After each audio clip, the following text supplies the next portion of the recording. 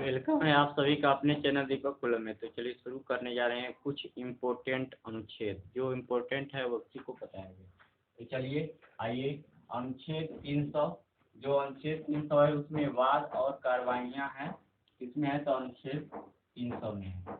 आगे बढ़ते हैं। अनुच्छेद 300 का जो क है, राज्य के किसी भी व्यक्ति को उसकी संपत्ति से वंचित नहीं किया जाएगा। अनुच्छेद 300 में है कि राज्य के किसी भी व्यक्ति को उससे उसके संपत्ति से वंचित नहीं किया जाएगा। यह अनुच्छेद 300 के क के तहत है। आगे बढ़ते हैं।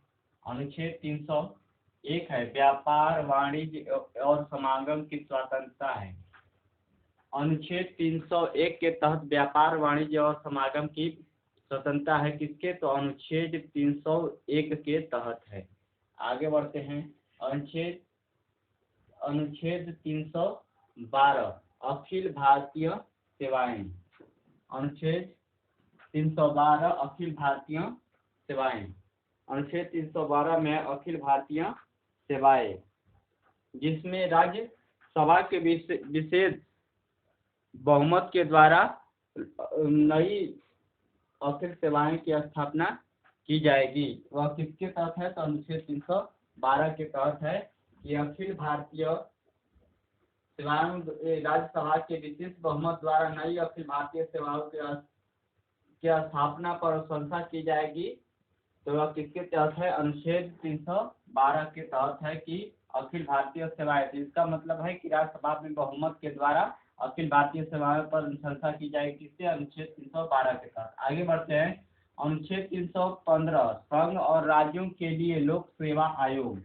अनुच्छेद 315 है संघ और राज्यों के लिए लोक सेवा आयोग की स्थापना की जाएगी। यह किसमें है? तो अनुच्छेद 315 में है कि संघ और राज्यों के लिए लोक सेवा आयोग की स्थापना की जाएगी, अनुच्छेद 315 के तहत। आगे बढ़ते हैं। अनुच्छेद 324 चुनाव के लिए पर्यवेक्षण, निर्देशन एवं नियंत्रण संबंधी समस्त शक्तियां चुनाव आयोग के पास रहेगी। यह किसके तहत है? तो अनुच्छेद 324 के तहत है कि चुनाव पर्यवेक्षण, निर्देशन एवं नियंत्रण के लिए वह सभी शक्तियां चुनाव आयोग के पास होगी। चलिए आगे बढ़ते हैं। अनुच्छेद 326 लोकसभा तथा विधानसभाओं में चुनाव व्यक्ति मताधिकार का होगा। इसका मतलब है कि अनुच्छेद 326 के तहत है कि लोकसभा और राज्यसभा का चुनाव व्यक्ति मताधिकार के आधार पर होगा। अर्थात यह है कि जिस व्यक्ति की उम्र 18 वर्ष हो गई है वह मत देने का अधिकारी हो जाता है। किसके तहत? तो अनुच्छेद 326 के तहत। कोई भी व्यक्ति मत देने का अधिकारी कब हो जाए? जब 18 वर्ष की हो जाता है तो वह वोट दे सकता है, अर्थात उसका अधिकार हो जाता है। यह उसे वोट देने का अधिकार प्राप्त हो जाता है। कि कब? 18 वर्ष में। और किस अनुच्छेद के तहत? अनुच्छेद 326 के तहत। तो चलिए आगे फिर से रिपीट करते हैं। अनुच्छेद 300 है। अनुच्छेद 300 में है वाद और कार्रवाइयाँ। किसमें है? तो अनुच्छेद 300 में है। अनुच्छेद 300 का क है, उसमें है कि किसी भी राज्य किसी भी व्यक्ति को उसके संपत्ति से वंचित नहीं करेगा। यह अनुच्छेद 300 के क से के आधार पर है। अनुच्छेद 301 है व्यापार, वाणिज्य और समागम की स्वतंत्रता। किसमें है? अनुच्छेद 301 के तहत है। अखिल भारतीय सेवाएं, राज्यसभा में बहुमत के द्वारा अखिल भारतीय सेवाओं की स्थापना की जाएगी या उस पर चर्चा अनुशंसा की जाएगी। किस? अनुच्छेद 312 के तहत। संघ और लोक, अनुच्छेद 315 संघ और राज्यों के लिए लोक सेवा आयोग की स्थापना की जाएगी। किसके तहत? अनुच्छेद 315 के तहत। आगे बढ़ते हैं। अनुच्छेद 324 है चुनाव के लिए पर्यवेक्षण और निर्देशन एवं नियंत्रण संबंधी समस्त शक्तियां किसके पास होगी? चुनाव आयोग के पास होगी। आगे बढ़ते हैं। अनुच्छेद 326 लोकसभा तथा विधानसभा के चुनाव व्यक्ति मताधिकार के आधार पर होगा। अर्थात यह है कि जो व्यक्ति 18 वर्ष का है वह वही वोट देने का अधिकारी होगा। वह किसके तहत है? अनुच्छेद 326 के तहत है। चलिए एक बार हट जाते हैं ताकि आप लोग को समझ में आ जाए।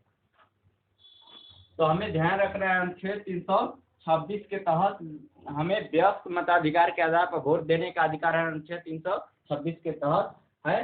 और चुनाव। और देखिए हमें अनुच्छेद 324 है जो वह है चुनाव पर्यवेक्षण एवं नियंत्रण या निर्देशन की सभी शक्तियाँ किसके पास होगी? चुनाव आयोग के पास होगा।